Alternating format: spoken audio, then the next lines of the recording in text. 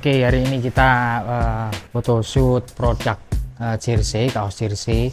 Ini temanya ini vintage, tadi kita set biar suasananya tuh warm, pakai background warna orange, dan lampunya ini yang kanan ini pakai continuous lighting, yang sebelah kirinya pakai flash godok. Kenapa flashnya cuma satu? Karena aku pengen ngasih dimensi ruang biar ada bayangannya sebelah sana.